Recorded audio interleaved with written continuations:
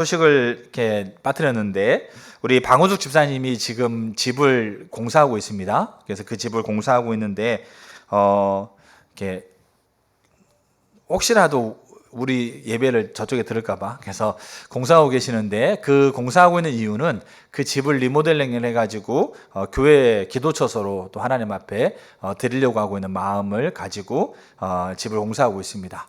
단순히 그냥 우리 지체 가족의 집이 공사된다는 개념이 아니고 하나님께서 그 나라의 복음을 흘러보내는 통로가 되는 부분이고, 그리고 그분들이 그 나라로 고향으로 돌아가셨을 때 분명하게 저에게는 그 사무실에서, 제 사무실에서 같이 기도하면서 그냥 단순히 가는 게 아니고 예수선교와 함께 그곳에 그 나라에 간다. 그래서 할라에서 백두까지, 백두의 땅끝까지 하나님 복음이 증거되는 곳에 분명하게 거기에 연결되어 있음을 하나님이 분명하게 보이시고 또 그렇게 나누고 그렇게 그곳에 고향에 가신 거죠. 근데 집을 리모델링 하면서 이제 그거를 기도의 장소로 그렇게 하나님 앞에 드리려고 합니다.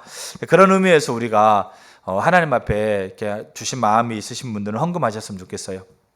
그리고 헌금이 모아지면 또 선교부에서 같이 또 해가지고 그곳에 보내려고 합니다. 단순히 집을 공사하는 것뿐만 아니라 그 이후에 또 그 안에서 기도의 처소로 또 그 지역의 주민들을 섬기고 또 그 나라를 섬길 수 있는 부분에 작은 도움이 되고자 그렇게 이렇게 보내드리려고 합니다. 그렇기 때문에 여러분들 가운데 하나님 앞에 마음이 계신 분들은 기도하시면서 헌금하시면 좋겠어요. 그러면 다 모아가지고 그렇게 보내도록 하고, 그리고 공사가 다 되면 제가 한번 가보려고 합니다. 그래서 그곳에서 정말 하나님을 찾고 예배하면서 그렇게 있다가 그렇게 오려고 합니다. 그래서 여러분들이 위에서 기도해 주시고 이 공사들이 잘 마무리될 수 있도록 또 관심 갖고 기도해 주시면 좋겠고, 자세한 상황을 알고 싶은 분들은 우리 박무자 집사님이나 박은자 집사님에게 물어보시면 자세한 사항들을 좀 더 이렇게 알 수 있게 되고 기도할 수 있을 겁니다. 그 되기를 축복합니다. 우리 오늘 하나님 말씀은 느헤미야 2장입니다. 굉장히 긴 구절인데 사실 우리가 어떻게 살아야 되는가라는 부분을 우리가 나누고 있지 않습니까? 하나님 부르심의 관점에서. 근데 세 가지를 저는 나눴어요. 세 가지를 나누어 가고 있는데 그중 오늘 세 번째예요. 근데 이게 우리에게 정말 많이 무너져 있는 영역 중에 하나예요. 그러니까 첫 번째, 두 번째는 다 공감해요. 그러니까 첫 번째가 뭐냐? 우리는 어떻게 살아야 되는가? 정기적으로, 규칙적으로 하나님을 찾아야 된다. 그러니까 우리가 원하는 바, 우리의 의지를 가지고 내가 필요한 걸 가지고 하나님께 달라고 하나님 앞에 갖는 시간을 가지라는 얘기가 아니고, 하나님 자신이 내 목적이고 하나님을 사랑하기 때문에 그분과의 관계성을 회복해야 된다. 그분과의 관계를 우리가 정기적으로, 규칙적으로 우리 삶 가운데 그 시간을 가져야 된다. 그게 우리가 어떻게 한 걸음이에요. 또 하나의 우리가 어떻게 한 걸음, 그러면 그렇게 하나님을 찾는 과정 안에서 하나님께 묻고 듣고 따라야 된다. 이게 한 걸음이라는 거죠. 그리고 이제 오늘 세 번째인데, 오늘 세 번째는 복음의 DNA를 가지고 숙제해야 된다. 그렇게 제가 이제 임의로 제목을 정해봤습니다. 복음의 DNA를 가지고 숙제해야 된다. 숙제 그러면 굉장히 막 이렇게 사람들이 부담스러워하지 않습니까? 그게 무슨 의미인가를 우리가 좀 보려고 합니다. 근데 그거를 보기 위해서 우리가 느헤미야 2장, 사실은 느헤미야 1장부터 13장까지 매장마다 매우 중요합니다. 근데 느헤미야 2장에서 우리가 느헤미야 1장과 느헤미야 이제 성벽을 재건해가는 과정과 성벽 재건을 마치고 이스라엘 백성이 하나님께 돌아오는 과정, 이 놀라운 일들이 일어나는 것이 느헤미야 기도대로 하나님 움직였거든요. 근데 이 느헤미야 2장 안에 중요한 포인트가 하나 있습니다. 그러니까 사실 빠져버리면 요 일들이 불가능한 거죠. 왜냐하면 느헤미야가 성벽을 재건해가고 이스라엘 백성을 돌이키는 느헤미야서에서 느헤미야가 빠지면 이 모든 것들이 불가능해집니다. 자, 근데 느헤미야가, 우리가 여러분 보세요. 느헤미야가 신실한 크리스찬이에요. 그러니까 유대인. 지금은 이제 우리는 기독교인이라고 하지만 여기 때는 신실한 유대인입니다. 그러니까 하루에 3번씩 기도하고 하나님을 사랑하고 하나님을 섬긴 신실한, 지금 말로 하게 되면 교회 잘 다니는 성실한 크리스찬, 그리스도인들이라는 얘기죠. 그러면 이 느헤미야하고 지금 이 2장에서는 느헤미야하고 아닥사스 왕이라고 하고 있는 왕과의 계속 대화가 반복돼요. 그럼 아닥사스의 왕은 누구냐? 교회 목사님이 아니에요. 종교단체 회장님이 아니고 기업을 운영하고 있는데 장로님, 사장님이 아니란 얘기예요. 그러니까 아닥사스 왕은 누구겠어요? 이스라엘을 멸망시키고 이스라엘을 지배하고 있는 왕이란 얘기입니다. 그리고 이 사람은 크리스찬이 아니에요. 알겠죠? 이 사람은 기독교인이 아니에요. 자, 근데 느헤미야는 기독교인이란 말이죠. 그럼 이 아닥사스 왕이 이제 2장을 보면 이제 1년에 이런 사건들이 벌어지는데, 그럼 우리가 생각해 볼 게 뭐냐면, 교회 잘 다니고 기도 열심히 하고 교회 생활 열심히 하니까 이 일이 벌어졌을까요? 여러분, 우리가 아닥사스 왕과 느헤미야의 관계 안에서 우리가 그렇게 생각하게 되면 우리가 설명이 불충분해요. 그럼 제가 한번 예를 들어 볼게요. 지금 교회 잘 다니시고 신실하게 믿고 계시는 여기 계시는 한 분 한 분들이 하나님을 정말 부인하고 있는 기업체 사장님한테 가가지고 내가 뭐 이렇게 하나님의 일을 위해서 어떤 걸 요구했을 때 그 사람이 흔쾌히 들어주던가요? 아니요. 더 나아가서 북한 김일성 치하에 있었던 그곳에서 정말 지하에 기도하고 신실하게 있던 사람이 찾아가가지고 하나님 이렇게 했다고 합니다라고 저렇게 해주세요라고 하면 그 사람이 들어주겠냐고요. 내래 이러면서 아주 바로 아우이탄강 보내버리죠. 아닥사스 왕이 느헤미야한테 왜 이렇게 하고 있는가를 보셔야 돼요. 느헤미야 기도 많이 했기 때문에요? 느헤미야 기도 많이 했어요. 느헤미야 신실하기 때문에, 교회 잘 다니기 때문에 잘 다니죠. 그러니까 신실하고 기도 많이 하고 교회 생활 잘하고 있는 유대인이니까 이 일이 지금 벌어졌다? 이것만 가지고 설명하기 힘들어요. 근데 느헤미야는 그게 DNA예요. 그게. 알겠죠? DNA가 무슨 말인지 아시죠? 유전자. 그게 DNA 아래서 느헤미야에게는 요게 있었던 거죠. 그게 뭐냐면 오늘 2장을 이제 읽어보면 이 부분을 우리가 이해할 수 있게 돼 있어요. 그래서 15절까지인데 긴 구절인데 제가 읽을 겁니다. 그러니까 여러분들은 보시면 좋겠어요. 아닥사스 왕 제20년 니산월에 왕 앞에 포도주가 있기로 내가 그 포도주를 왕에게 드렸는데 이전에는 내가 왕 앞에서 수심이 없었더니 왕이 내게 이르시되 내가 병이 없거늘 어찌하여 얼굴에 수심이 있느냐 이는 필연 내 마음에 근심이 있음이로다 하더라. 그때 내가 크게 두려워하여. 느헤미야의 얼굴에 근심이 있다는 걸 누가 발견합니까? 왕이 발견합니다. 느헤미야는 자신의 얼굴에 근심이 있다는 것도 자각하지 못했어요. 근데 왕이 발견합니다. 알겠죠? 그만큼 뭡니까? 그러니까 우리가 잘 아셔야 될 게 뭐냐면 아닥사스 왕이 느헤미야를 지금 어떻게 대하는가를 보세요. 그러니까 느헤미야가 아닥사스 왕이 느헤미야를 이렇게 대하기 위해서 느헤미야가 어떻게 살았는가를 봐야 돼요. 느헤미야 얼굴에 근심이 있다는 것을 왕이 먼저 발견해요. 근데 왕이 발견하면서 느헤미야에게 얘기하고 있는 부분이 이 부분이에요. 근데 느헤미야가 그것 때문에 두려워했어요. 잠깐 두려움이 있었어요. 왜냐하면 자신의 일에 직무에 있어서 그 일들이 옳지 않는 부분이었기 때문에 또 그 일로 인해서 어떨 때는 전이건 후이건 그 일로 인해서 심판 벌을 받은 사람도 있을 수 있어요. 자, 그래서 두려워했는데 근데 느헤미야가 이렇게 얘기합니다.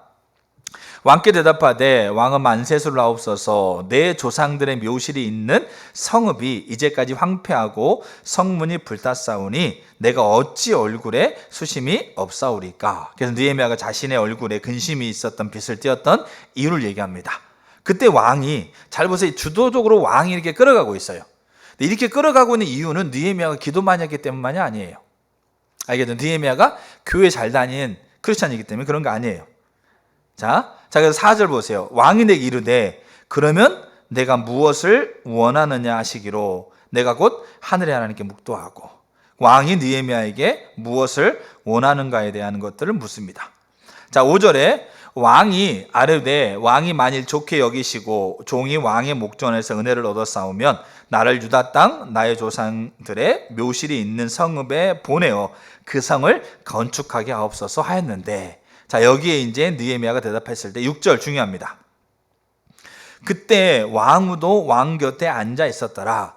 왕이 내게 이르시되 내가 몇 날에 다녀올 길이며 어느 때에 돌아오겠느냐 하고 왕이 나를 보내기를 좋게 여깁니다. 기한을 정하고 언제까지 기한을 정해서 언제까지 오겠느냐라고 그렇게 제안하는 게 누굽니까? 왕입니다. 그리고 왕이 그렇게 느헤미야를 보내는 걸 좋게 여겨요. 근데 여러분 이게 이해가 안 되는 거죠. 왜냐하면 통치하는 자 입장에서 특별히 나라를 정복해서 자기 나라를 통치하는 게 아니고 나라를 정복해서 다른 나라를 통치하는 입장에서 다른 나라가 왕성해지는 것이 그게 득이 되는 게 아니에요.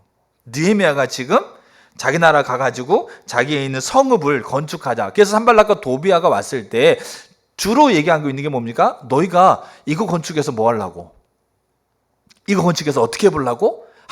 다시 한번 아닥사스 왕을 다시 한번 대적하려고 이러면서 계속 그거를 계속 곡해한다는 얘기죠. 그 말은 느헤미야가 간다고 그랬을 때 왕이 느헤미야를 보내는 것이 그렇게 이치적으로 그렇게 납득이 안 되는 부분이에요. 근데 좋게 여기거든요. 근데 좋게 여기면서 가라, 네가 알아서 해봐 그랬는데 그 다음에 느헤미야가 왕한테 요구하고 있는 거를 더한 거예요. 어떻게 보면. 근데 그거 다 허락해줘요. 그럼 왜 이런 일들이 벌어지냐 이거죠. 왜 이런 관계가 아닥사스 왕과 전혀 하나님을 알지 못하고 오히려 자기 나라를 지배하고 있는 왕과 노예의 신분이면서 술 맡은 관원장이고 있었던 이 두 사람의 대화에서 이 대화가 결국 이루어지면서 결국 성벽이 재건되어지고 이스라엘이 부강하게 왕성하게 하나님께 돌아오는 놀라운 역사가 일어나는데 이게 어떻게 가능하냐 이거죠. 느헤미야 기도 많이 했기 때문에요. 하나님 은혜 부어졌어요? 그렇죠. 은혜가 부어지고 느헤미야가 신실하기 때문에 그런 거 맞아요. 근데 그것만을 가지고 설명하기 어렵다는 얘기입니다. 자, 그렇게 보내기를 좋게 여겨서 느헤미야 기한을 정합니다. 그리고 기한을 정하고 난 다음에요, 느헤미야가 그 뒤에 왕한테 요구를 합니다. 그게 뭐냐면 왕이 조서를 써서 그 지배하고 있는 그 나라들 국경을 지나가야 되잖아요. 나라 국경을 지나가야 되는데 그 국경을 지나갈 때 통과할 수 있도록 통과증을 써주십시오. 7절에 얘기합니다. 그리고 왕한테 또 뭐라고 얘기하냐면 왕이요, 당신이 이 나라의 이 알겠죠? 산림청 총책임자 아삽에게 조서를 내려가지고 쉽게 말해서 성전을 지을 수 있도록 성벽을 지을 수 있는 나무들 다 줘라. 알겠죠? 재원을 다 보내라. 그렇게 요청한다는 거죠.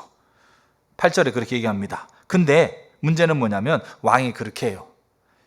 뿐만 아니라 물론 여기 느헤미야 고백하는 거에서 하나님의 선한 손이 나를 도왔다. 이게 DNA예요. 근데 왕이 허락했다라는 거죠. 근데 왕이 그것만 허락하는 게 아니고 군대 장관과 마병을 보내버려요. 같이 호위해가지고 보낸단 말이죠. 자, 그렇게 해가지고 느헤미야가 예루살렘에 왔어요. 자, 와서 이제 11절 보세요.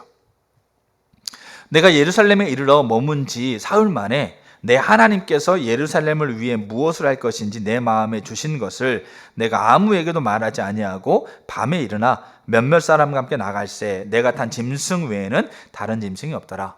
그 밤에 골짜기 문으로 나가서 용종으로 분문에 이르는 동안에 보니 예루살렘 성벽이 다 무너졌고 성문은 불탔더라.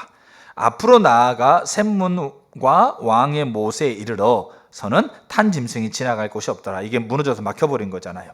그 밤에 그 시내를 따라서 올라가서 성벽을 살펴본 후에 돌아서 골짜기 문으로 돌아왔으나 방백들이 내가 어디로 갔는지 아는 사람이 아무도 없었다.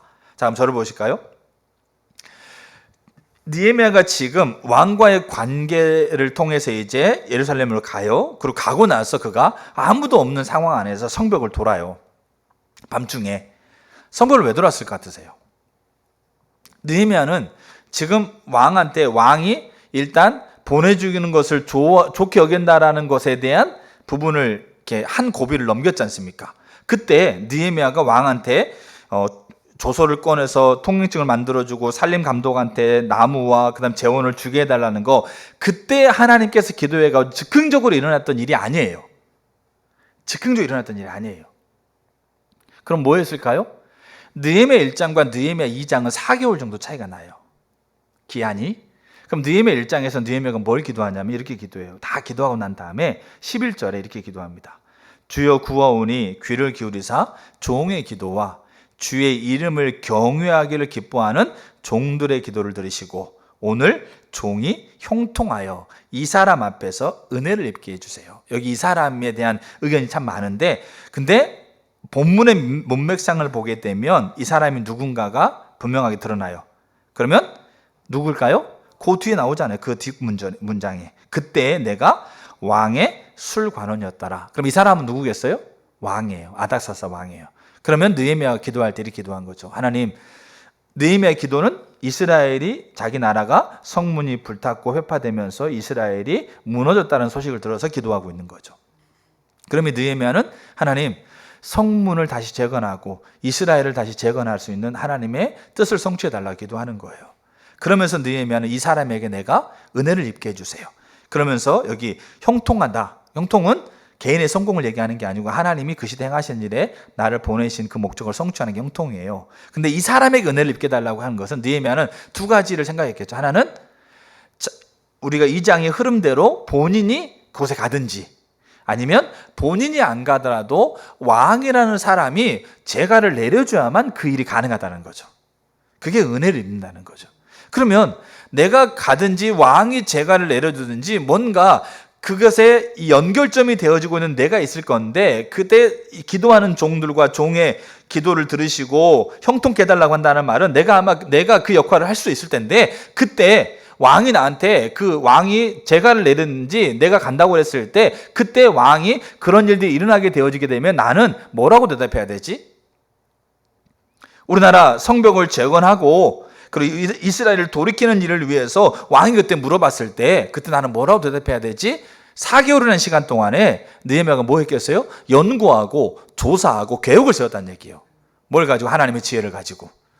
그러고 나서 왕이 그렇게 하나님의 선한 손으로 그렇게 보내지기를 기뻐하면서 이 일이 흘러갔을 때 그때 자신이 계획하고 하나님의 지혜로 계획하고 생각하고 연구하고 조사했던 것들에 대해서 왕에게 요구하는 겁니다. 그래서 왕이 그렇게 해주는 거죠. 근데 문제는 뭐냐면 느헤미야가 이스라엘 와가지고 밤중에 왜 갔겠어요? 자신이 생각했던 거하고 실제 그 자리가 맞는지를 뭐 하는 겁니까? 측정하는 거예요. 실측하는 거예요. 숙제하는 거예요. 그게. 그럼 돌아보는 거잖아요. 내가 생각했던 거 예전에 자기가 떠났을 때 기억이 있을 거 아닙니까? 이 옛날에 이런 모습이었었는데 진짜 그대로 있는 건가? 아니 무너졌다고 그러는데 얼마 정도 무너졌지? 내가 지금 조소를 가지고 왔는데 내가 공사를 앞으로 진행해가고 성벽을 재건하려면 어떻게 구조를 가지고 어떻게 계획을 세워서 해야 되지? 이거는 뭐 했겠어요? 그 밤중에 그거 돈 거예요. 이게 탁월성이란 얘기예요. 이게. 그러니까 이것을 보호하건대 아닥사스 왕과 느헤미야의 관계를 보호하건대 느헤미야는 단순히 성벽 재건하는 것에만 탁월했던 게 아니고 그것을 조사하고 연구하고 전문성을 가지면서 탁월하게 섰던 게 아니고 그 과정 가운데 아닥사스 왕의 술 맡은 자기 나라를 지배하고 있는 왕 앞에서 웃으며 술을 따라야 돼요. 많은 사람이 오해할 수 있어요. 자기의 안위와 부귀를 위해서 왕 앞에 웃으면서 술 따른다. 우리를 지배하고 있는 왕 앞에 술 따른다. 여러분 이게 얼마나 많이 욕을 먹는 행동이에요. 근데 이 단순히 술만 따르는 게 술관원이 아니지 않습니까? 그 외에 많은 부분들이 그 안에 엮여 있는 거잖아요. 근데 이거 탁월하게 했다고 해요. 느헤미야가. 이거 전문적으로 했다고 이 일을. 탁월하고 전문성을 갖고 이거를 뭡니까? 쉽게 말해 잘했다는 얘기예요. 그러니까 이 왕이 그 일을 탁월하게 하고 있는 느헤미야의 관계 안에서 느헤미야를 신임한 거죠. 존중한 거죠. 인정한 거죠. 그래서 느헤미야가 하고 있는 그 상황 안에서 근심이 있다. 무엇을 해줄까? 언제 올래? 그리고 다 해줄게. 이게 된 거예요. 근데 이 아닥사스 왕은 교회 목사님이 아니에요. 기업체 사장님인데 장로님, 신실한 장로님이 아니라는 얘기예요. 내 기업체 사장님이 장로님이면 우리 교회에서 캠프하는데 2박 3일 가야 됩니다. 가라. 이렇게 해줄 가능성이라도 있죠. 근데 이분은 뭐 절에 다닌다든지 아니면 정말로 교회도 상관없고 오히려 하나님의 사람을 무시하고 멸시하는 사람인데 내가 가가지고 우리 교회에서 캠프하는데 휴가 2박 3일 가야 됩니다. 그럼 가라 하겠냐고요. 단순히 근데 이 의미는 아니고 아닥사스 왕은 지배하고 있는 나라이기 때문에 그 지배하는 나라가 부강해지는 게 오히려 자기에게 독이 될 수 있는 거라고요. 근데 왕이 보내주는 거잖아요. 기도 많이 하고 교회 신실하게 잘 다니는 크리스찬이기 때문만으로 설명하면 이게 설명하기가 어렵다는 얘기입니다. 그러면 이게 뭐냐? 그 느헤미야의 삶 안에서 어떤 DNA를 가지고 느헤미야가 맡겨진 그 일을 탁월하게 감당했던, 전문적으로 그 일을 감당했던 그 자리가 어떤 자리든지 간에 그 자리에 대한 복음의 DNA를 가지고 그 자리를 바라보고 그 일을 탁월하게 감당했던 것이 그게 지금 이 일을 일으키고 있는 거예요. 그게 복음의 DNA를 가지고 숙제하는 거예요. 그게 하나님 우리에게 요구하시는 한 가지예요. 이게 우리 가운데 필요한 겁니다. 우리는 첫 번째, 두 번째는 우리는 그 다 인정한다고요. 하나님을 찾아야 됩니다. 하나님께 묻고 듣고 따라야 됩니다. 우리는 크리스천으로서 이거 인정하지 않는 분이 누가 계시겠어요? 근데 우리는 이 영역이 무너진 거예요. 복음의 DNA를 가지고 탁월하게 내게 맡겨진 일들을 내게 가정, 직장 아니면 친구와의 관계 이런 자리에서의 일들을 탁월하게 전문적으로 하려고 하는 그런 것이 복음의 DNA 아래에서 그걸 바라보는 것이 무너져 있는 거예요. 그래서 일 하나 바라보다 하더라도 그렇게 하는 거죠. 내가 먹고 살기 위해서 일을 한다. 아니면 세상 사람들도요, 일을 책임성 있게 하시는 분들이 계세요. 그 뭡니까? 그 나름의 성품들이 더 이렇게 믿는 자보다 더 뛰어나신 분들이 책임성을 가지고 잘하시는 분 많아요.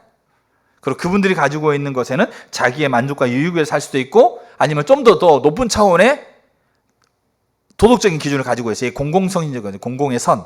내가 일을 남을 통해서 여러 사람에게 도움을 준다. 그러니까 우리가 자녀를 가르칠 때, 야, 네가 잘 먹고 잘 살기 위해서 네가 공부하고 일을 하는 거, 그렇게 우리가 우리의 마음속에 있다 하더라도 아이한테 가르칠 때는 뭘 가르칩니까? 야, 네가 그 일을 하고 공부를 하면서 그 일을 하면서 많은 사람에게 도움을 줄 수 있지 않아? 많은 사람을 이렇게 이롭게 하는 것에 네가 쓸 수 있어. 이거 가르치잖아요. 이게 공공선이에요. 공공의 선을 위해서 네가 열심히 해야 된다. 그게 사람들에게 뭡니까? 가르쳐주고 있는 동기부여가 된다는 거죠. 근데 문제는 그게 한계가 있어요. 그게 자기 중심성을 깨트릴 수가 없어요. 그리고 공공선마저도 자기 만족을 위해서 그것을 생각해요. 내가 많은 사람을 위해서 이렇게 유익된 일을 했다라고 하고 있는 자기 중심성, 자기 만족으로 그것들을 바라보는 게 우리의 중심성이에요. 근데 복음의 DNA는 자기 중심성을 깨트려 버려요. 그러니까 이 복음의 DNA가 뭐냐 이거죠. 복음의 DNA를 가지고 내 일상, 내가 맡겨진 일들을 탁월하게 가는 거예요. 그게 지금 느헤미야 2장에 요 느헤미야의 삶이 있었기 때문에 느헤미야가 결국 예루살렘에 가고 성벽을 재건하고 돌이키는 일들이 일어나는 거죠.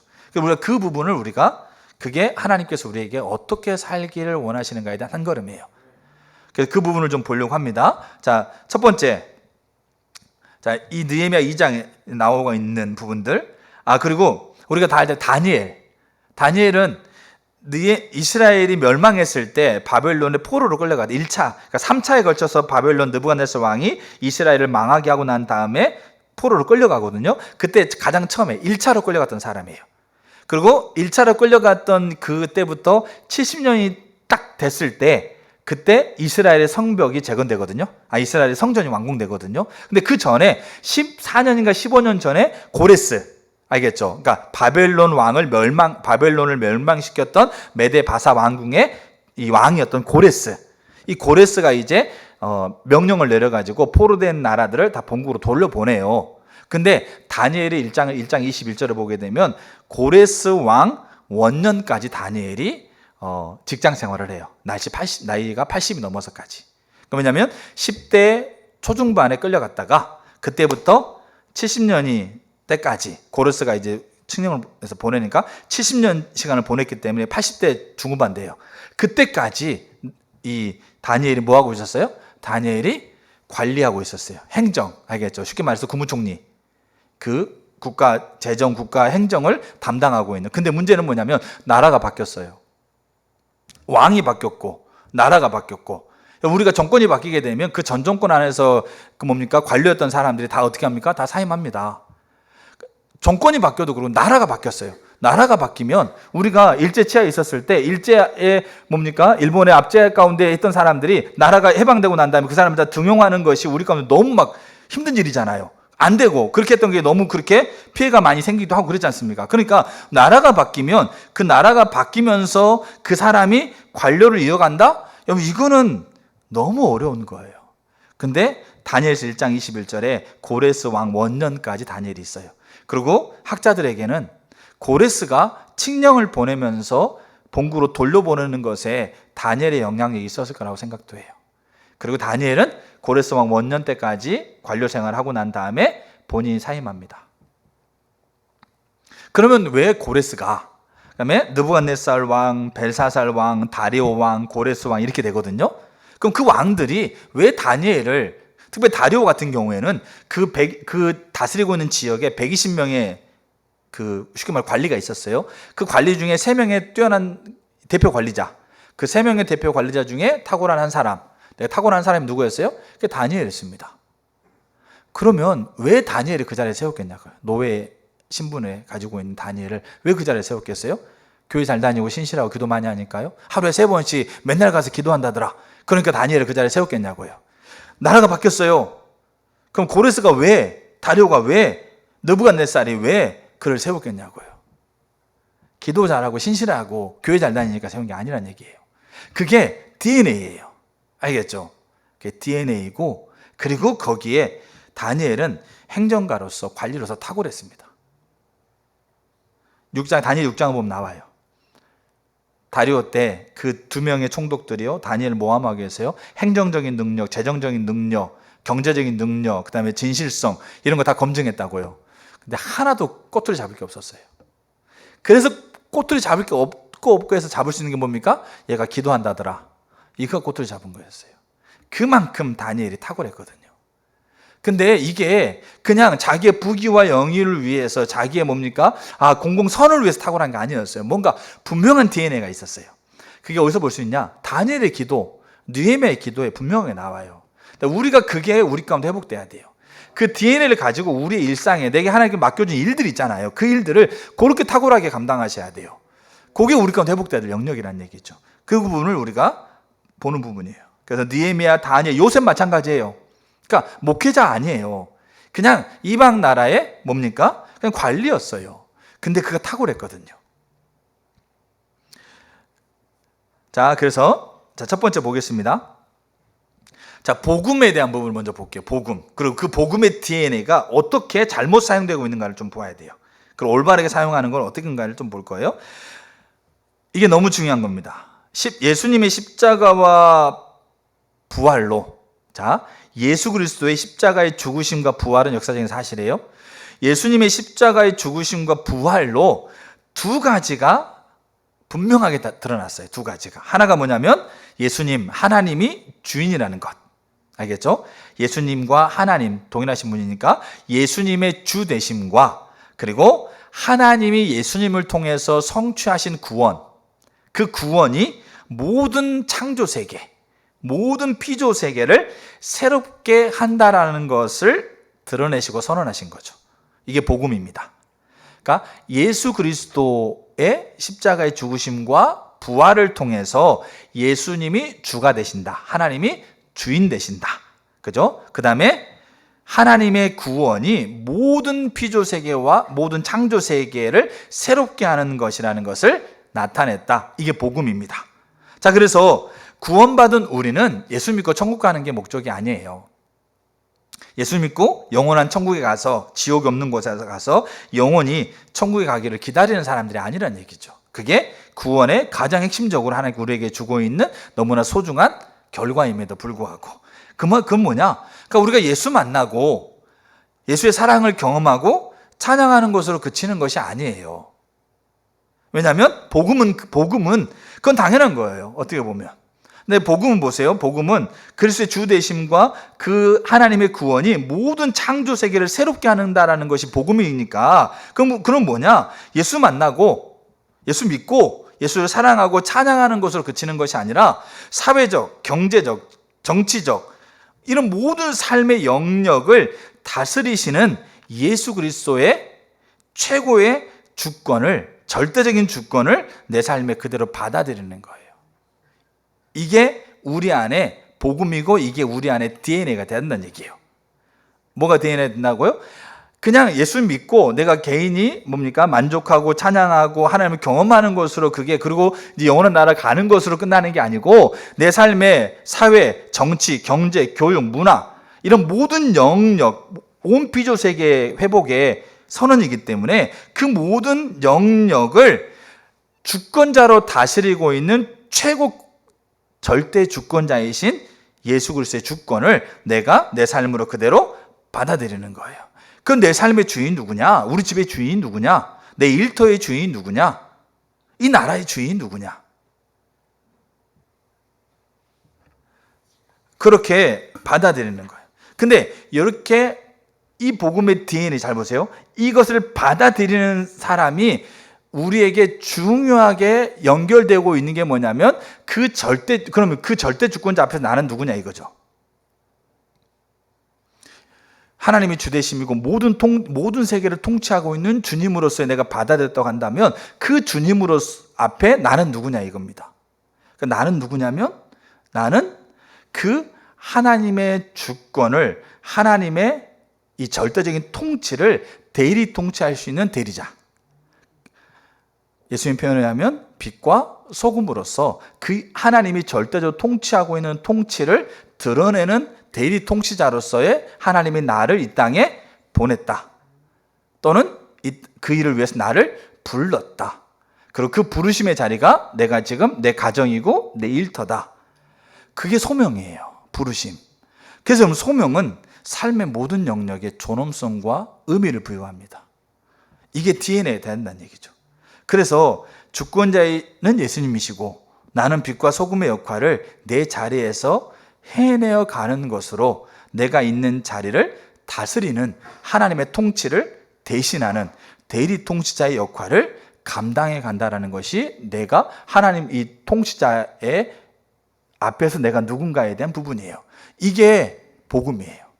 그러니까 이 복음이 우리 안에 DNA 유전자로 있어야 된다는 얘기예요. 느헤미야가 그 유전자로 있어서 그 하나님의 절대 주권 안에서 내가 지금 그 대리 통치자로 이 자리에 있어서 내가 지금 내 나라를 멸망하고 있는 왕 앞에 웃으며 술을 따르고 있는데 이것을 그냥 책임성 있고 신실하게 감당하고 있는 그 영역이 아니고 요 복음의 DNA를 가지고 지금 그 일을 대하는 거라는 거죠.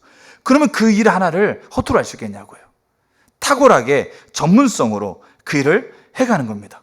그래서 이 복음의 DNA를 가지고 그렇게 살아가고 있는 그 부분을 통해서요, 보세요. 그 분야의 전문성을 가지고 최고의 역할을 감당해 가면서 하나님을 거역하고 있는 문화의 흐름을 뒤집어 버려야 되는 거예요. 지금 우리가 일하는 사람들, 직장에서 여러분 직장에서 일하고 있는 분들하고 대화해 보세요. 그럼 직장에서 일하고 있는 그분들이 그 일을 대할 때 이런 관점으로 대하고 있는 분이 몇 명이나 계시는지, 아니면 크리스찬 직장인들도 그 직장 안에서 크리스찬 모임을 하면서 이 관점을 가지고 그 일을 대하고 있는 사람이 누가 있는지, 얼마나 많이 있는지를 한번 보세요. 근데 우리가 그렇게 이 복음의 DNA를 가지고 하나님께서 있게 하고 있는 그 자리를 탁월하게 전문적으로 그 일을 해감을 통해서 그렇지 않는 문화의 흐름을 뒤집은다고요. 바꾼다고요. 그게 우리가 가지고 있어야 될 복음이고 우리가 가지고 있어야 될 DNA라는 거죠. 그러니까 복음은 뭐냐? 예수의 십자가 부활을 통해서 그리스도의 주되심과 그 하나님의 구원이 모든 창조 세계에 새롭게 한다는 것을 나타내는 게 복음이고, 그 복음이 내 삶 안에 DNA로 유전자로 내 삶 안에 있으면서 그 하나님의 주권자와 나와의 관계 안에서 내 삶을 하나님의 부르심의 관점으로 내 삶의 영역들 안에서 나를 하나님의 통치를 나타내는 대리 통치자로 나를 세웠다라고 하고 있는 그 관점이 복음이라는 얘기예요. 그러니까 이게 첫 번째고, 자, 두 번째. 근데 이 복음을 잘못 오해하는 이 큰 흐름이 두 개가 있어요. 자, 한번 PPT 한번 띄워봐 주세요. 큰 흐름이 두 개가 있는데 그 중에 하나가 이 복음, 알겠죠? 이 절대 주권 아래서 내가 대리 통치자다라고 이 복음을 잘못 오해하고 있는 하나의 큰 흐름이 뭐냐면 중세 카톨릭적인 가치예요. 그러니까 중세 카톨릭은 뭐냐면 저 이제 그럼 잘 안 보이는데 제일 위에가 뭐가 있어요? 하나님이 있어요. 그다음에 가운데는 교회, 알겠죠? 그 카톨릭. 그다음에 그 밑에는 정치, 예술, 경제, 과학, 사회, 이런 우리가 이런 영역들이 있는 거죠. 그래서 어떻게 생각했겠어요? 이 복음을 어떻게 생각했느냐? 하나님의 절대 주권과 모든 필요성이 미친다는 복음을 이제 생각할 때, 이제 우리가 교회가 그 모든 일을 하고 있는 그 역할을 감당한다고 하고 있는 생각을 하면서 어떻게 생각했겠어요? 그러면 이제 교회가 그 모든 영역을 다스려야 된다고 생각한 거예요. 그렇게 생각하게 되면 어떠한 논리가 나오겠어요? 너희들을 사회, 정치, 경제, 과학, 국방 이런 것들을 다스릴 수 있는 우리가 그런 자격이 있어라고 하고 있는 게 나와야 돼요. 알겠죠? 어떤 사람이 와서 가르칠 때 당신이 뭔데 우리를 가르칩니까? 당신이 그렇게 할 자격이 있어요? 그럼 내가 이제 이렇게 내가 배우고 이렇게 수년 동안 했습니다로 딱 드러내면 할 말 없는 거잖아요. 그런 것처럼 하나님이 있고 하나님이 절대 주권을 가지고 계시는데 그 주권을 위임하는 교회가 세상을 다스려야 한다고 하게 되면 그 위임하는 교회가 그 자격을 가지고 있다는 것을 이제 나타낸다는 거죠. 그럼 그걸 어떻게 나타냈을까요? 그것을 성스러운 것과 속된 것으로 생각했어요. 그래서 성스러운 것은 뭐다? 사제, 수녀, 교회에서 하는 일, 알겠죠?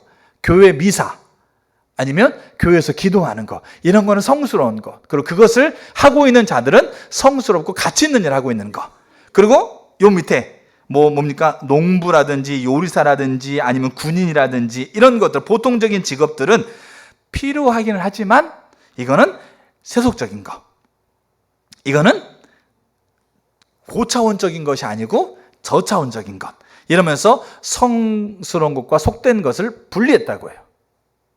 이게 이 복음을 생각하면서 이 복음을 잘못된 방향으로 가고 있는 거죠. 그래서 여러분, 심지어 중세 카톨릭이 이 교회, 쉽게 말해서 이 카톨릭이 굉장히 강했을 때는 누구마저도 속된 걸로 여겼냐면 왕도 속된 걸로 생각했어요. 그래서 왕 위에 사제가 있었거든요. 그렇게 해가지고 이걸 분리했어요. 그래서 사제나 수도사 또는 수녀의 일은 성스러운 것이고, 농부, 요리사가 되거나 군인이 되는 일과 같은 것은 직업적인 것은 필요하지만 세속적인 것이라 여겼다는 거죠. 그러니까 우리가 너희를 다스려야 된다. 우리가 너희를 가르쳐야 된다. 우리가 너희를 절대 주권의 대리 통치자로서 가르쳐야 된다. 이 개념을 가지고 있는 거예요. 어디는 성스러운 거다?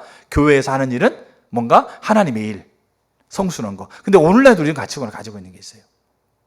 교회에서 하고 있는 거는 성스럽고, 그 다음에 중요한 일, 그 다음에 다른 모든 일은 세상에 속된 일, 이렇게 하고 있다는 거죠. 근데 문제는 뭐냐면 이게 피해가 어마어마했어요.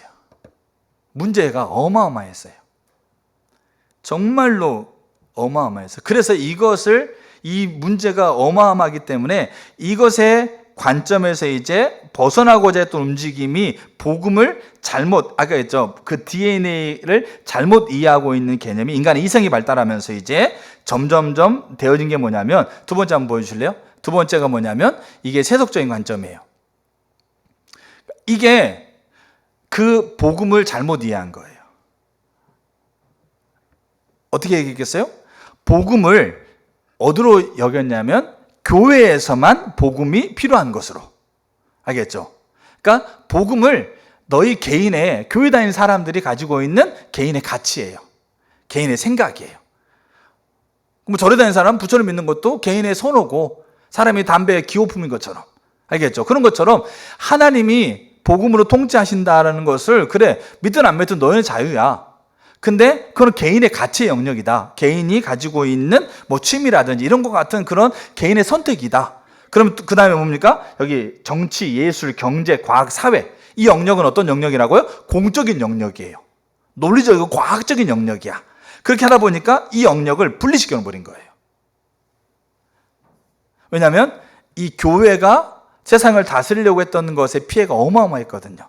그리고 인간의 이성이 발달하면서 이거를 공적인 영역과 그 다음에 가치의 영역, 이거를 분리시켜놨고, 하나님이 다스린다? 그래, 너네들끼리, 하나님이 교회 다니는 사람 너네들끼리 선택하는 거니까 그거 인정해 줄게, 이런 거죠. 근데 이 영역은 공적인 영역이니까 이 영역에는 하나님이 다스릴 수 있는 영역이 아니다. 그래서 공적인 영역은 과학 지식에 토대한 영역이고, 정치, 경제, 사회, 교육 등의 이런 영역이 포함되어 있고, 그 다음에 사적인 영역, 개인적인 영역은 개인이 선호하는 가치란 얘기죠.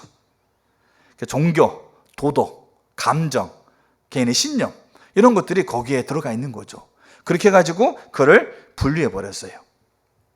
요게 복음, 십자가 부활을 통해서 예수님의 주되심과 모든 피조 세계를 새롭게 한다는 것에 대한 복음을 잘못 이해하고, 그리고 옳지 못한 방법으로 드러나고 있는 심각한 극단적인 폐해예요. 두 개가.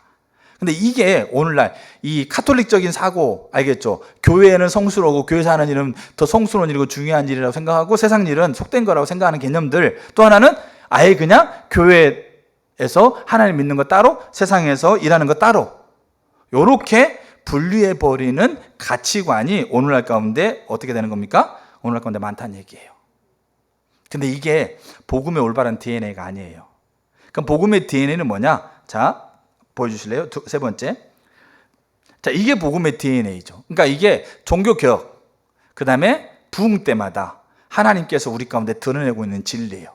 하나님이라는 분이 사회, 정치, 예술, 경제, 과학, 사회, 이 영역을 하나님이 다스린다. 그럼 하나님이 다스리는데 하나님의 직접 통치라고 우리가 말하지만 하나님의 직접 통치, 내가 하나님이 다 그러면 가가지고 정치를 하고 뭡니까 경제를 하고 사회를 하고 그렇지 않잖아요. 정치는 누가 합니까? 정치가와 국민이 하게 되고 경제는 사업가와 그 직장인들이 하고 그렇게 하지 않습니까? 그래서 정말 중요한 게 뭐냐면 종교개혁이라는 부흥회 때마다 가장 최고로 하나님께서 우리에게 주고 있었던 축복이 뭐였냐면 이 성과 속과 개인적인 이 가치와 공적인 영역의 이 벽을 무너뜨린 거예요. 무너뜨리면서 이렇게 됐어요. 보세요. 이거는 종교개혁뿐만 아니라 뭐 루터라든지 영국 뭡니까? 그런 종교개혁뿐만 아니라 부흥회 때도 마찬가지예요. 자 보세요. 그럴 때마다 하나님이 회복하는 진리가 뭐였냐면 복음을 다시 회복했어요. 복음을. 그러니까 복음을 다시 회복했다는 말은 뭐겠어요?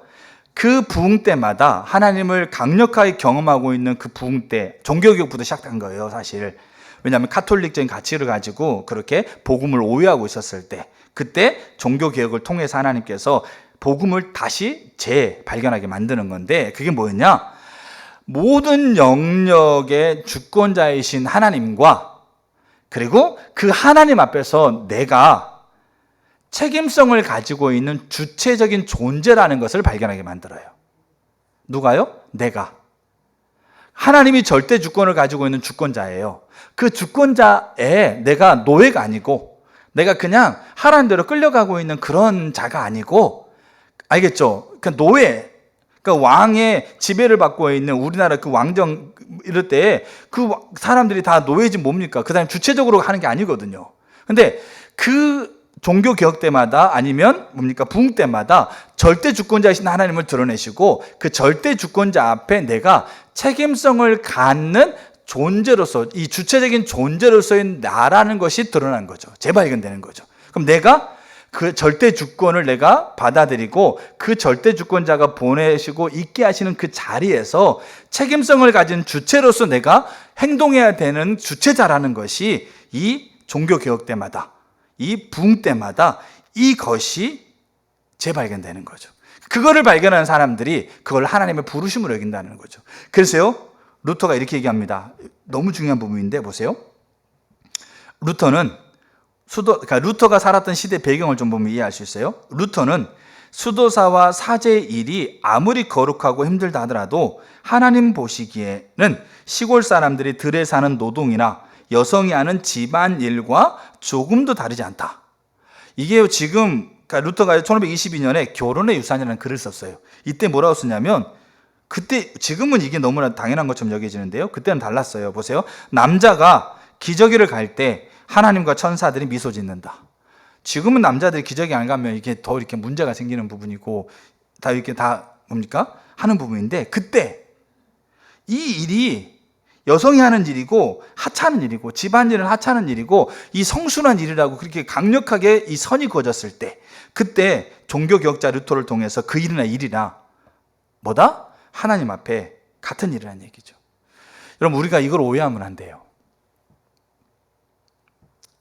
그러니까 제가 집에서 뭡니까? 라면 끓여가지고 우리 아이들한테 먹이는 일과 그 다음에 대통령이 전 세계 이 귀빈들을 모집해 놓고 만찬을 할 때 요리하고 있는 요리 일이 같은 일이에요, 하나님 앞에서. 근데 그게 같은 일이 아니에요. 내가 하고 있는 일을 통해서 영향을 끼치는 범위와 그분이 하는 일을 통해서 영향을 끼치는 범위가 다르다는 얘기예요. 근데 같은 일이라고 하고 있는 것은 그게 평등하게 같은 거다, 평등하게 같은 대우를 받아야 된다 라고 하는 개념이 아니고, 같은 일이라고 하고 있는 것은 복음의 DNA 아래서 그 일을 탁월하게 했을 때 하나님께서 바라보고 있는 그 관점이 같다는 걸 얘기하고 있는 거예요. 이 관점을 우리가 가져야 된다는 거예요. 내가 지금 집에서 라면 끓이는 하고 그 대통령이 귀빈을 모집해서 식사를 준비하는 거하고 나를 똑같이 대우해 줘야지, 이 관점이 아니라는 얘기예요. 이 루터가 얘기하고 있는 거. 그래서 노동이나 여성이 하는 집안일과 사도나 뭡니까? 사제들이, 수사들이 말씀을 전하는 일들과 전혀 다를 바 없다. 그 남자가 기저귀를 갈 때 오히려 하나님이 기뻐하고 하나님이 천사들이 미소를 짓는다. 그러면서 보세요. 이 윌리엄 틴틀이라고 하는 종교학자도 이렇게 얘기합니다. 우리의 소원이 하나님을 기쁘시게 하는 것이라면 물 깃는 것과 설거지, 구두 고치는 것과 말씀을 전하는 모든 일이 하나다. 이게 평등하다는 것을 얘기하는 게 아니란 얘기예요. 알겠죠? 같은 대우를 받아야 한다. 이걸 얘기하는 게 아니란 얘기예요. 근데 이 관점을 가지고 내가 설거지하는 거, 구두 깁는 것. 여러분, 예전에는 구두를 이렇게 깁는 수송공한테는요, 기본 요금에 플러스 팁을 좀 더 줬어요. 왜냐하면 내 지저분한 발을 구두를 고치니까 그만큼 그 일을 어렵고 하찮은 일을 생각했다는 거죠. 근데 그게 아니란 얘기예요. 내가 지금 어떤 사람 앞에서 어떤 일 앞에서 내가 있든지 간에 이 일이 그 복음의 DNA를 가지고 바라보면 하나님의 절대 주권 안에서 대리 통치자로서의 내게 위임받은 일이기 때문에 하나님의 관점이 지금 같다는 얘기예요. 그러면 그 관점을 가지고 바라보고 있는 복음의 DNA를 가지고 바라보고 있는 내가 그 일을 어떻게 하겠냐고요. 그 일을 어떻게 대하겠냐고요. 그게 느헤미야였어요. 탁월하게 이방 나라 왕 앞에서 웃으며 수를 따르는 역할을 하고 있어야 될 느헤미야. 자기를 멸망하고 있는 나라에 부강하게 만드는 행정가로서 그 역할을 감당해야 될 다니엘. 이들이 그 일 탁월하게 했다고요. 왜냐하면 이게 그 복음의 DNA 아래에서 그 일을, 그 하나님께서 맡겨준 것들을 바라보고 있기 때문에 종교개혁자라든지 그다음 부흥 때마다 이 부분들이 새롭게 재발견되어지고 이 재발견된 이 놀라운 이 하나님의 복음의 DNA를 가지고 일상의 자리에 한 걸음 한 걸음 서가는 자들을 통해서 결국 세상이 바뀌었어요. 문화가 바뀌었어요. 그래서 우리가 역사학자들이 그래요. 이거는 개인의 의견이 아니고 역사를 연구해 본 분들이 정말로 인간이 존엄해지는 것, 정말로 인간이 가치 있게 대우받는 것, 정말로 인간이 아름답게 여겨지게 되는 것, 많은 기술과 많은 문화적인 혜택이 있지 않습니까? 지금도 얼마나 인간이 편하게 삽니까? 핸드폰 하나면 전 세계에서 모든 거 못할 수 있는 게 없어요. 알겠죠? 옛날엔 도장 찍어야 되고 하는 건데 요즘 핸드폰 하나 있으면 정말 거의 80% 이상은 다 일을 다 해요. 근데 기술이 발달되어 있는 만큼 인간이 존엄하고 가치 있게 여김 받습니까? 역사를 보면 진짜 기술이 발달, 문화가 발달되어 가고 있는 발달을 통해서 인간이 가치 있고 존엄하고 귀하게 대우받는 그 변화, 그 개혁, 문화적인 흐름을 바꾸는 그 놀라운 일들 안에는 뭐가 있었겠어요? 복음의 DNA를 가지고 그 자리를 바라보고 있는 자들이 있었다는 얘기예요. 그게 역사학자들 하는 얘기예요. 대한민국도 마찬가지예요. 1907년 부흥을 통해 대한민국의 변혁이 일어나고 그 다음에 대한민국이 건국되어질 때도 여러분 사람마다 다 공과 사가 있는 거예요. 공과 과가 있는 거잖아요. 자, 그래서 이게 지금 우리가 느헤미야 2장의 이야기예요. 오늘날 하나님의 백성들이 이게 회복된다는 얘기예요. 하나님께 나를 공무원으로 보냈든지 나를 뭡니까 교사로 보냈 나를 뭡니까 사회복지사로 보냈든지 나를 뭡니까 그 길거리 쓰는 아니 쓰레기를 줍는 어떤 곳에 나를 보냈다 하더라도 이 복음의 DNA를 가지고 그를 바라봤을 때 그를 탁월하게 하는 거예요. 근데 문제는 뭐냐, 하나님이 그 자리에서 나를 옮길 수도 있어요. 그러면 내가 한 번 얻은 직장이 평생 직장으로 가라 이 얘기 아니에요. 하나님이 그 직장에서 어떤 직장에서 옮길 수 있다는 얘기죠. 근데 문제는 뭐냐면 옮기는 때까지 내가 이 복음의 DNA를 가지고 그 일을 탁월하게 하셔야 한다는 얘기예요. 이게 하나님께서 어떻게 살아야 되는가에 대한 한 걸음을 우리에게 부르시는 거란 얘기예요. 자, 그래서 첫 번째는 복음이었고요. 복음의 DNA. 두 번째는 그 복음의 DNA를 잘못 사용하게 된 극단적인 예였고, 그 다음에 종교개혁 때마다 회복되었던 이야기를 봤어요. 이제 세 번째, 이제 두 가지만 더 나누게 되면 세 번째가 뭐냐면, 자, 그렇기 때문에 이 복음의 DNA를 가지고 그 일에 전문성을 갖는 게 필요합니다. 탁월하게 하시는 게 필요합니다. 저는 직업이 목사지 않습니까? 그럼 저는 탁월하게 해야 돼요. 전문적으로 일을 해야 돼요. 그러면 더 연구하고 더 조사하고 이 일을 전문적으로 탁월하게 할 수 있는 것들에 대한 부분들을 더 제 삶 가운데 더 이 복음의 DNA를 가지고 이거를 접근한다는 거죠. 자, 그래서 오스긴 일산 사람이 소명이라는 책을 썼는데 정말 중요한 내용이에요. 보세요. 진정한 소명을 회복하는 것이 이 복음의 DNA를 가지고 나를 바라보고 내가 하고 있는 일을 바라보는 것이 이게 복음을 회복하는 거라는, 소명을 회복하는 거라는 거죠. 진정한 소명을 회복하는 것이 문화적으로 엄청난 영향을 미쳤다. 소명은 일상적인 일에 존엄성과 영적인 중요성을 부여했다. 여러분, 우리의 자녀들이요, 이 관점을 가지고 우리 자녀들이 세워진다고 생각해 보세요.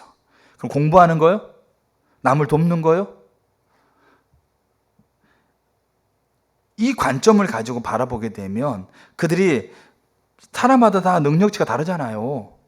원하는 바가 있는데 그 원하는 바가 안 되는 자리에 있을 수 있는 경우가 많잖아요. 그리고 사회적인 관점에서 훨씬 더 뭡니까? 우리에게는 가치 있어 보이지만 세상적인 관점에서는 더 허드렛 일처럼 보이는 일을 하고 있는 자녀들이 우리 자녀들과 없을 것 같으세요? 있잖아요. 그럼 그들이 그거 하면서 그들이 가지고 있는 그 일을 바라보는 것이 이 관점을 바라본다고 한다면 그러면 그 일이 그들에게 존엄성을 가지게 된다는 거예요. 그 일이 그들에게 중요성을 부여한다는 거예요. 우리 자녀들이 그렇게 세워지기만 하면 이게 어마어마한 거예요. 그러면서 그들을 통해서 문화가 바뀌는 거예요.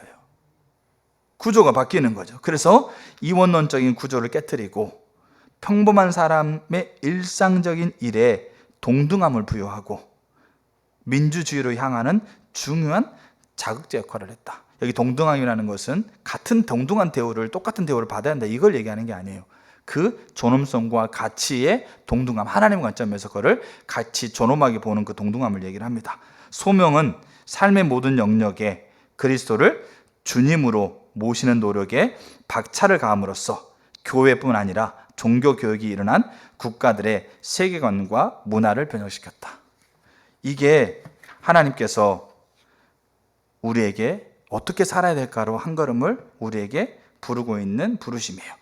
그래서 네덜란드의 정말 유명한 수상, 위대한 수상이라고 네덜란드에서 존경을 받고 있는 아브라함 카이퍼, 이분은 신학자이면서 목회자이면서 수상이었어요. 이분이 유명한 말을 이렇게 합니다. 모든 피조 세계에서 예수 그리스도께서 이는 내 것이다, 이것은 나에게 속한 것이다 라고 외치지 않는 곳이 단 한 곳도 없다. 우리가 살고 있는 모든 영역 안에서 하나님 것이, 하나님의 절대 주권이 미치지 않는 영역에 바늘 하나 꼽을 데가 없다. 그러니까 이분이 수상인데 정치가지 않습니까? 이 정치를 어떻게 했겠어요? 국민들이 우리가 이 뭡니까? 대한민국 국회 정치가 우리가 뭐 선호하는 선호하지 않든 그 정치가, 경제가, 우리가 기업가들, 삼성 뭐 현대 뭐 알겠죠? SK 뭐 이런 기업가들의 CEO가 이 관점을 가지고 그 기업체를 운영한다고 생각해 보세요. 학교 교사가 뭡니까? 이 관점을 가지고 학생들을 대한다고 생각해 보세요. 정치가가 이 관점을 가지고 정치를 한다고 생각해 보세요. 군대 장관이 이 가치를 가지고 군대를 지휘한다고 생각해 보세요. 탁월하게 전문성을 가지고 탁월해질 거예요. 근데 이게 그냥 그 사람의 성품과 그 사람의 책임성을 가지고 있는 탁월함, 아니면 자기 만족을 위한 탁월함, 아니면 공공선을 위한 탁월함이 아니고 이 복음의 DNA 아래에서 이 일들을 해간다고 생각해 보세요. 그리고 우리가 그런 분들은 이렇게 대단한 영향을 끼치고 있는 분이라고 하면, 근데 우리 일상, 우리 일, 내가 한 사람 만나고, 내가 영업하고, 내가 직장을 가고, 가르치고 하고 있는 그 일 안에서 이 DNA를 가지고 그 일을 대한다고 생각해 보세요. 그러면 그 겉으로 할 수가 없는 거죠. 탁월하게 그 일에 되는 거죠. 그러면 그 안에서부터 뭐가 바뀌게 되는 거죠? 문화가 바뀌어요. 문화가. 그 동일한 일을 하고 있는 사람들부터 문화의 흐름을 바꾼다는 얘기입니다. 그럼 그 동일한 사람들이 그 일만 하고 있는 것이 아니라 뭡니까? 동일한 사람이 함께 살고 있는 가족이 있을 거 아닙니까? 근데 때로는 그 가족이, 우리가 그런 게 있잖아요. 개천에서 용났다. 시골에서 정말 부모님들은 학교도 못 다니고 막 그렇게 했던 애가 서울대 입학하고 법대 가고 정치하고 이런 거 우리가 옛날에는 많이 이제 두루두루 보잖아요. 그러면 그렇게 하고 있는 그 영향력이 이제 그 아들이 받게 되어지고 받게 되면 한번 생각해 보세요.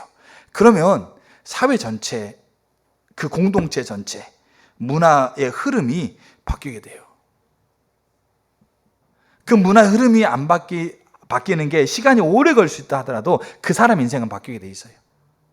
그걸 가치 있게 여기고 존엄하게 여기고, 어떤 사람이 그 사람에게 그것이 비천하다라고, 그것이 하찮다고, 그것 하고 있는 것에 대해서 깔보고 무시해도 그것에 대해서 내가 그런 자야, 내가 정말 형편없는 자야, 내가 쓸모없는 자야, 나도 세상에서 인정받지 못하고 이런 일을 하고 있어, 이런 관점이 그 사람에 있겠냐고요.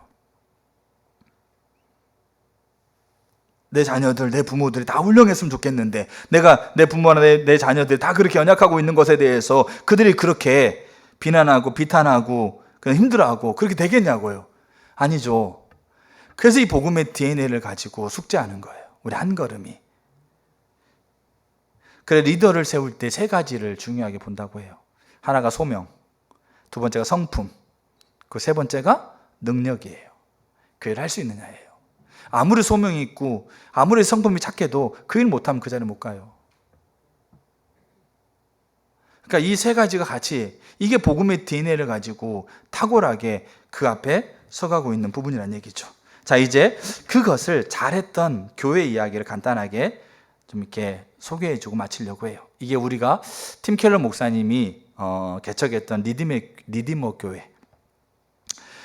이 교회는 이렇게 뉴욕에 있었어요. 그러니까 뉴욕이라는 도시, 맨하탄이라는 도시가 이분이 개척했을 때 인구의 0.5%가 크리스천이었대요. 이 도시는 젊어요. 왜냐면 거기에 이제 이 경제, 정치 이런 것의 중심지였기 때문에. 뉴욕 한복판 알죠? 이렇게 월가 뭐 이런 게 있지 않습니까? 근데 그 젊고 그다음에 굉장히 사회적인 영향력을 끼칠 수 있는 이 굉장히 이렇게 모체가 되는 도시인데, 문제는 그 도시가 세속주의하고 물질주의, 종교다원주의 이런 가치관이 그 도시의 전체 분위기를 잡고 있는 거예요. 그러니까 0.5%의 사람들만 그냥 이렇게 형식적인 크리스찬들 일부군죠. 근데 이분이 교회를 개척하고 20년 뒤에요 4.5%가 기독교 인구가 돼요. 네, 그러면서 이제 그렇게 영향력을 펼쳐가고 있는 것에 이 리디머 교회가 중심이 되고 있죠. 근데 이 리디머 교회가 강조하고 있는 게 그거예요. 복음의 DNA. 그러면서 강조하고 있는 것 중에 두 가지만 제가 언급을 해드리면, 첫째가 뭐냐면 복음의 DNA는 우리의 직업에 영향을 끼친다. 그게 교회에서 그게 뭡니까? 나누어진 얘기예요. 각자가 처한 사회적, 문화적 상황 가운데 복음으로 세상의 행간을 읽어야 된다.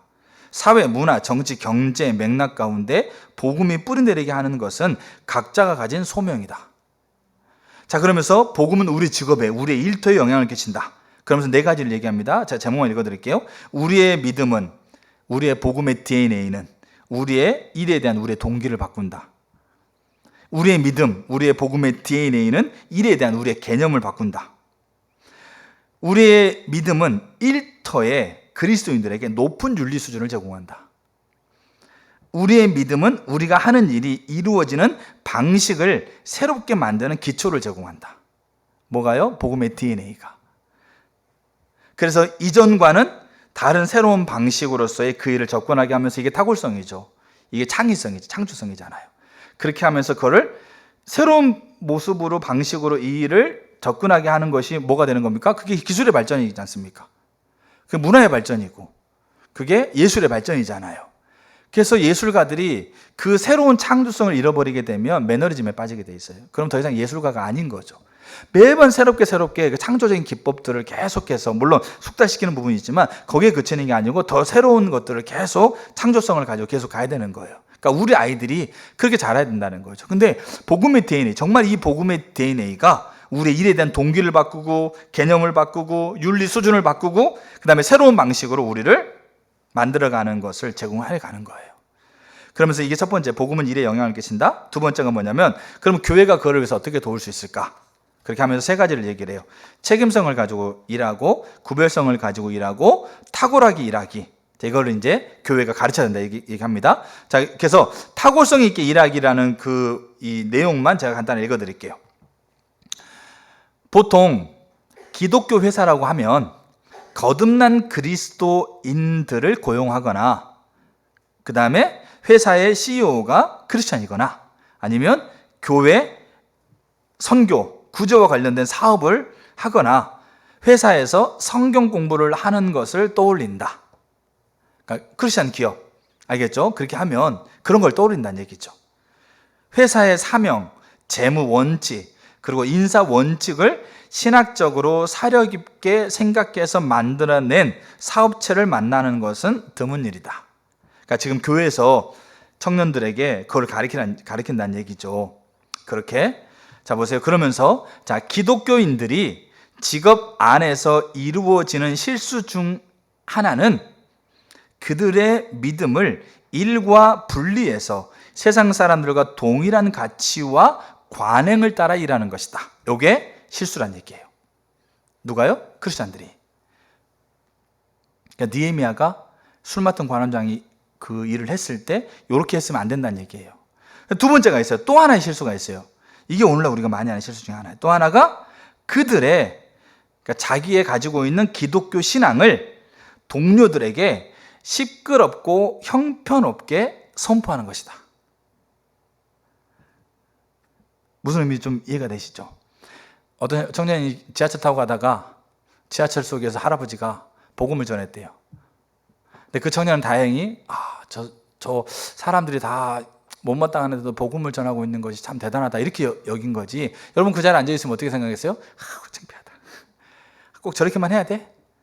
얼마나 사람들이 저 욕하는데 꼭 저런 방법밖에 없어? 이러면서 믿는 나도 뭡니까? 부정적인 생각이 드는 거예요. 그게 이 얘기예요.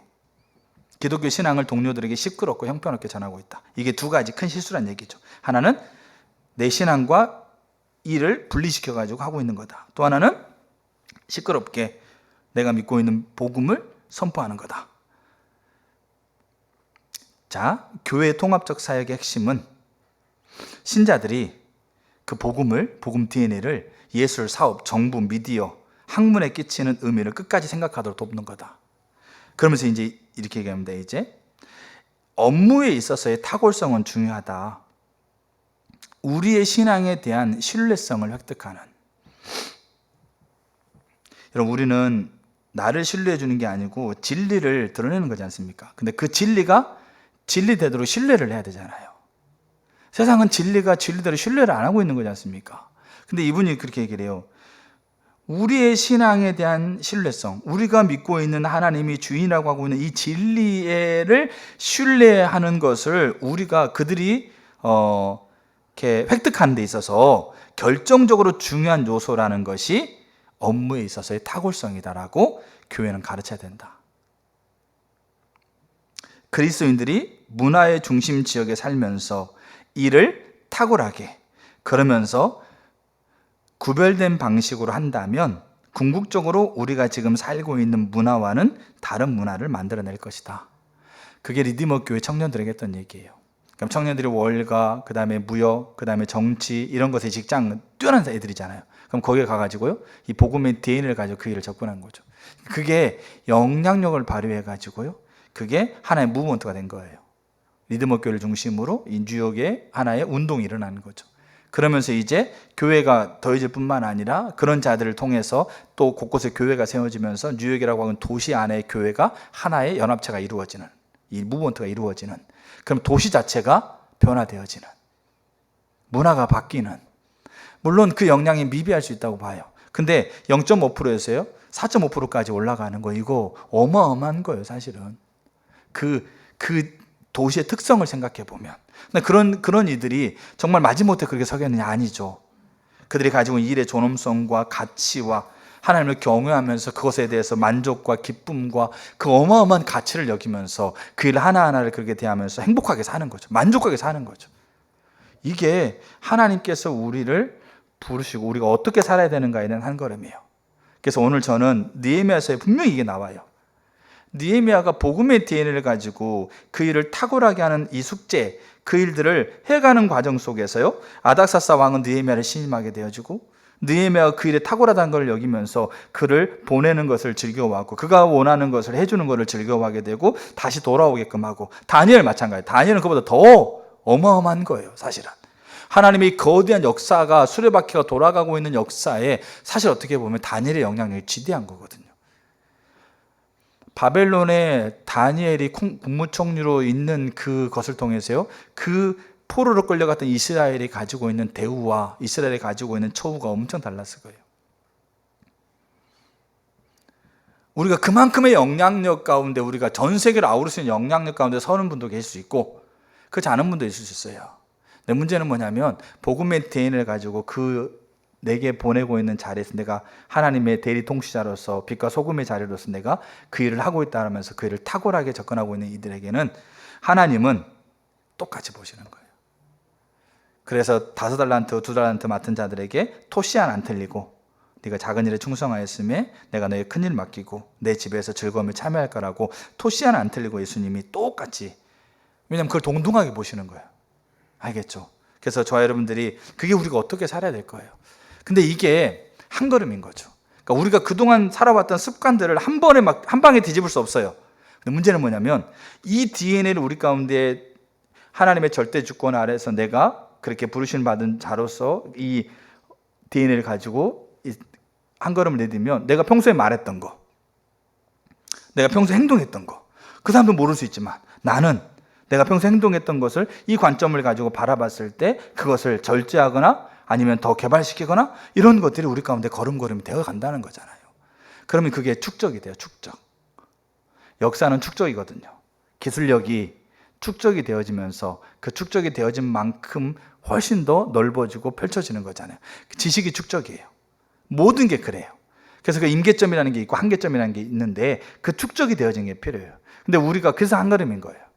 한 걸음 걸어가다 보면 내 아내를 대하고 남편을 대하고 아이를 대하는 것에서부터 내 직장에서 그 일을 대하는 것부터 내 직장에서 나를 힘들게 하는 사람을 대하는 것부터 축적 한 걸음 한 걸음 한 걸음. 근데 이게 쌓임이 있지 않습니까? 이거 하나님께서 느헤미야를 본국으로 보내려고 하고 있는 이 어마어마한 일에 이 축적되고 있는 것이 결국 다 사용되잖아요. 아닥사스다 왕 관계, 그 다음에 그걸 요구하고 있는 지혜, 또 거기 가서 그 일을 성취하고 있는 과정들, 그리고 그 과정 끝나고 나서 이스라엘 돌이키고 있는 과정들, 이런 것에 이 축적되고 있는 한 걸음 한 걸음 걸어갔던 것들이 다 사용되잖아요. 느헤미야가 정확히 몇 월 며칠 몇 시에 다 그렇게 한다 이거 모르잖아요. 근데 느헤미야 한 걸음 한 걸음 한 걸음이 축적이 되어져서 그게 하나님께서 그 축적이 되어진 시간에도 하나님은 분명히 하고 계신 거죠. 왜요? 아닥사스다 마음을 하나님께서 움직이고 계셨으니까. 그리고 결정적일 때 아닥사스다 마음을 하나님께서 즐겁게 기쁘게 여기도록 하나님이 선한 손으로 은혜를 베푸신 거잖아요. 근데 그게 기도 많이 하고 교회 신실하게 다녔다는 것만 가지고 설명하기에는 부족하다는 거죠. 그게 DNA입니다. 알겠죠? 그리고 그 맡은 일을 탁월하게 한 걸음 한 걸음씩 가는 것. 그렇다고 한다면 오늘 우리가 말씀을 들은 우리가 그게 성경이 말하고 있는 바라고 한다면 내일 내 삶을 어떻게 해야 될지 고민하셔야 돼요. 복음의 DNA를 가지고 숙제를 잘 하시길 축복합니다. 숙제를 잘 하시는 분들은 칭찬을 받습니다. 알겠죠? 그렇게 되기를. 그래서 저도 숙제하는 거예요. 매일매일 있으면서 주일 예배, 그다음 금요일 날 그 다음 세 예배를 매일매일 있으면서 제가 하나님 앞에 계속 묻고 안테나를 거기다 두고 제가 제 핸드폰에는 메모가 많아요. 그럼 그거를 이제 금요일쯤에 딱 정리를 합니다. 그게 숙제예요. 저는 탁월하게 하고 싶어요. 근데 하나님 지혜가 많이 필요하죠. 우리가 그렇게 한 분 한 분들이 되어지면서 그 탁월성이 놀라운 영향력이 되고 문화를 바꾸는 자리까지 가는 은혜가 있기를 축복합니다. 아멘. 우리 같이 찬양 같이 하겠습니다.